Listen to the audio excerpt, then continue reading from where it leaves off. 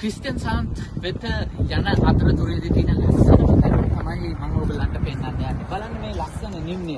කඳු දෙකක් මැදින් පල්ලෙහා ගලාගෙන යන මේ ලස්සන ගඟත් එක්ක තනබිම් කොච්චර ප්‍රමාණයක් තියෙනවද? ඒ හැම තනබිමක්ම නිර්මාණය කරලා තියෙන්නේ සත්තුන්ගේ ආහාර. චූටියට ඔයගලන්ට පෙන්වන්නේ නැති වුණාට මගේ ඇහැට පේනවා පුංචි වැටළු රංචුවක් අර එක තනබිමක ඉන්නේ. හැම දෙයක්ම හදලා තියෙන්නේ සත්තුන්ගේ ආහාර වෙනුවෙන් හදපු දේවල්. ලස්සන ගෙවල් ටිකක් තියෙනවා. මිනිස්සුන්ට හිතන තැන්වල මේ රටේ ගෙවල් හදන්නේ නැහැ. ස්වභාව ධර්මයේ ලස්සන ඉතුරු කරගන්න මේ මිනිස්සු හැක වෙලා තියෙනවා. අපේ රටේ හැම වෙලෙම වැරද්දක් වෙනවා නම් දේශපාලඥයන්ට පාලකයන්ට ඇඟිල්ල දික් කරනවා නෑ. මේ රටේ මිනිස්සු තමන්ගේ රට වෙනුවෙන් කරන්න ඕනේ යුතුයකම ඒගොල්ලන් ඉෂ්ට කරනවා හැම වෙලෙම. රට ලස්සනට තියාගන්න, රට සුන්දරව තියාගන්න කටයුතු කරනවා. හැම ගෙදරකම මිදුලක් හරි පිළිසිදුයි. හැම ගෙදරකම මිදුලක් හරි පිළිවෙලයි. තනකොළ ගානට කපලා හදාගෙන තියෙනවා. තමන් හැම වෙලෙම පිළිවෙලට ලස්සනට ඉන්න මේ රටේ මිනිස්සු කටයුතු කරනවා.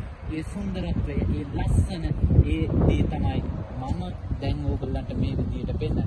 යන හැම තැනකම මුල් කැලලක්වත් දකින්න ලැබෙන්නේ නැහැ. මේ ලස්සන ගම්මානේ ඇත්තට නෝවේ කියනවා ගම් නැහැ කියලා. ඇත්තටම නගර තියෙන්නේ.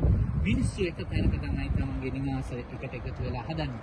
ස්වභාව ධර්මයට සහ පරිසරයට මුළු සමස්ත ප්‍රදේශයේම ඒගොල්ලන් ඉතුරු කරන්න කටයුතු කරනවා. ඉතින් ඒ සුන්දරත්වය ඔන්න මම අද ඔයගොල්ලන්ට පෙන්වනවා.